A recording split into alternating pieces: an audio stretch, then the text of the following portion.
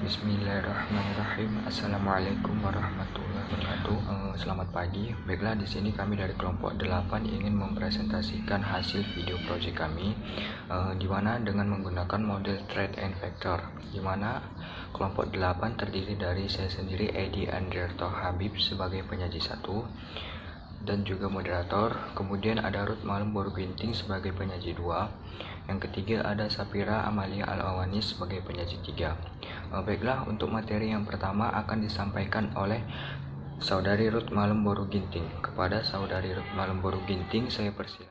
Saya akan menjelaskan hakikat manusia berdasarkan model konseling Trend and Factor. Menurut Slamet Rinjayani 2010, manusia merupakan sistem atau faktor yang saling berkaitan antara satu dengan lain, seperti kecakapan, minat, sikap, dan temperamen. Manusia berusaha untuk menggunakan pemahaman diri dan kecakapan dirinya sebagai dasar pengembangan potensinya. Manusia mempunyai potensi yang baik dan atau buruk. Menurut Sheketi 1998, konsep dasar dari konseling Trend and Factor adalah sifat atau faktor kepribadian seseorang. Sifat atau kepribadian seseorang dapat diungkapkan dengan menggunakan metode multivariate dan analisis faktor. Dengan menggunakan metode tersebut akan ditemukan unsur dasar yang terstruktur dari kepribadian. Unsur dasar ini disebut dengan sifat dan merupakan kecenderungan luas untuk memberikan reaksi dan merupakan perilaku yang relatif tetap. Menurut Kathleen, dalam Sheketi 2002 menanggapi bahwa sifat asal lebih penting daripada sifat yang nampak atau sifat permukaan. Sifat permukaan merupakan hasil interaksi dari sifat asal dan pada umumnya dapat diharapkan kurang tepat. Sifat permukaan itu lebih berarti dan lebih diakui daripada sifat asal, karena sifat asal permukaan tersebut dapat langsung disaksikan dan diobservasi yang sederhana, namun dalam rangka yang lebih mendalam. Manusia bermasalah dan manusia tidak bermasalah menurut teori Trend and Factor. Manusia tidak bermasalah yaitu klien dapat mengembangkan berbagai aspek kehidupannya seperti pemahaman dan pengelolaan diri dengan mengenal kelebihan dan kelemahan diri serta mampu memperbaiki kelemahannya sehingga integrasi kepribadian tercapai. Yang berikutnya, manusia bermasalah, yaitu klien tidak mampu memahami dan mengolah diri tentang berbagai kelebihan dan kekurangannya. Asumsi perilaku bermasalah atau malasuai adalah individu yang tidak mampu memahami kekuatan dan kelemahannya yang ada pada dirinya sehingga individu tersebut tidak dapat mengaktualisasikan dirinya secara optimal. Baiklah, selanjutnya saya akan membawakan mengenai tujuan konseling Trend and Factor. Yang pertama adalah membantu klien agar merasa lebih baik dalam menerima pandangan dirinya sendiri dan membantu klien berpikir positif dan lebih jernih sehingga dapat mengontrol masalah yang ada dalam dirinya. Kemudian yang kedua adalah memperkuat keseimbangan antara pengaktifan dan pemahaman sifat-sifat sehingga dapat bereaksi secara stabil dan wajar. Kemudian selanjutnya adalah membantu individu mencapai perkembangan kesempurnaan berbagai aspek kehidupan manusia. Kemudian yang selanjutnya adalah membantu individu dalam memperoleh kemajuan, memahami dan mengelola diri dengan cara membantunya menilai kekuatan dan kelemahan dalam dirinya sendiri. Kemudian yang selanjutnya membantu individu untuk memperbaiki kekurangan, ketidakmampuan dan keterbatasan diri serta mampu membantu klien untuk mendorong proses pertumbuhan dan integrasi kepribadian. Kemudian prosedur konseling Trend and Factor adalah yang pertama adalah analisis. Analisis adalah kegiatan di mana konselor mengumpulkan data-data dan informasi mengenai klien untuk membantunya menyelesaikan permasalahannya. Kemudian yang selanjutnya adalah sintesis.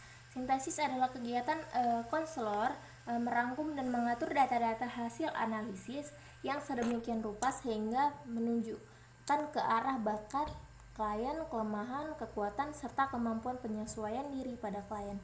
Kemudian yang selanjutnya adalah diagnosis.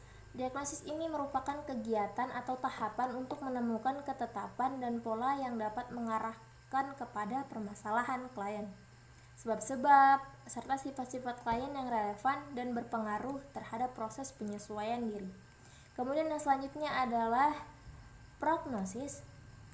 Prognosis ini berkaitan dengan upaya memprediksikan kemungkinan-kemungkinan yang akan terjadi di masa depan. Setelah itu ada kegiatan atau tahap konseling, yaitu merupakan hubungan membantu klien untuk menemukan sumber diri sendiri maupun sumber dari luar dirinya dalam upaya mencapaikan perkembangan dan menyesuaikan mental dengan kemampuan dirinya sendiri. Kemudian yang selanjutnya dan yang terakhir adalah tindak lanjut. Tindak lanjut ini adalah kegiatan memberikan bantuan kepada klien dalam menghadapi masalah baru dengan mengingatkannya kepada sumber masalah sehingga menjamin keberhasilan dari konseling tersebut. Baiklah, di sini saya akan melanjutkan materi berikutnya mengenai kelebihan dan kekurangan dari model konseling Threat and Factor, di mana menurut Hadiarni dan Irman tahun 2009 halaman 98, di antaranya keunggulan yang dimiliki oleh model konseling Threat and Factor adalah 1. Klien mendapatkan data yang akurat dan valid tentang dirinya yang diperoleh melalui tes psikologi dan non-tes yang dikerjakan oleh konselor secara ilmiah. Yang kedua, klien mendapatkan berbagai informasi dunia kerja dan berbagai persyaratan yang mesti dimiliki untuk dimasuki dunia kerja. Yang ketiga, klien mendapatkan berbagai tawaran terhadap pilihan pekerjaan, kepuasan karir, dan solusi terhadap berbagai persoalan yang dihadapinya. Yang keempat, klien akan lebih puas apabila mendapatkan karir yang sesuai dengan analisis sifat dan faktornya. Kemungkinan tingkat keberhasilan dan kesuksesan dalam menggeluti karir akan lebih tinggi.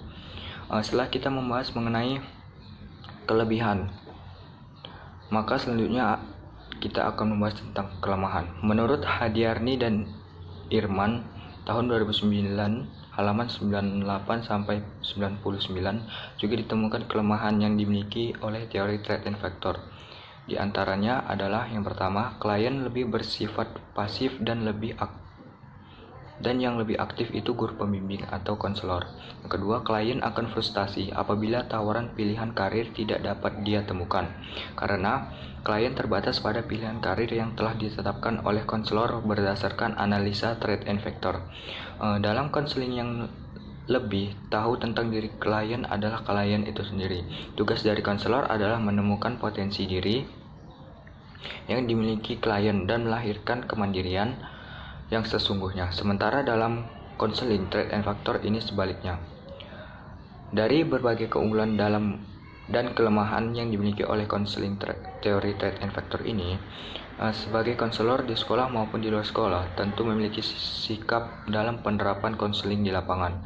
Di antara sikap seorang konselor dalam bekerja semestinya melihat dan memahami situasi dan kondisi yang ada. Artinya, satu teori untuk satu persoalan mungkin cocok dan amat tepat sekali, akan tetapi untuk persoalan yang lain mungkin tidak pas. Baiklah, untuk kesimpulan yang dapat kami berikan dari pemaparan materi ini adalah konseling Threat and Factor berpegang pada pandangan yang sama dan menggunakan tes-tes psikologis untuk menganalisis atau mendiagnosis seseorang mengenai ciri atau dimensi atau aspek kepribadian tertentu yang diketahui mempunyai relevansi terhadap keberhasilan atau kegagalan seseorang dalam memangku jabatan dan mengikuti suatu program studi. Konselor yang berpegang pada pendekatan ini mengikuti rangkaian kerja yang agak mirip dengan pelaksanaan studi kasus dan pelayanan dokter terhadap pasien.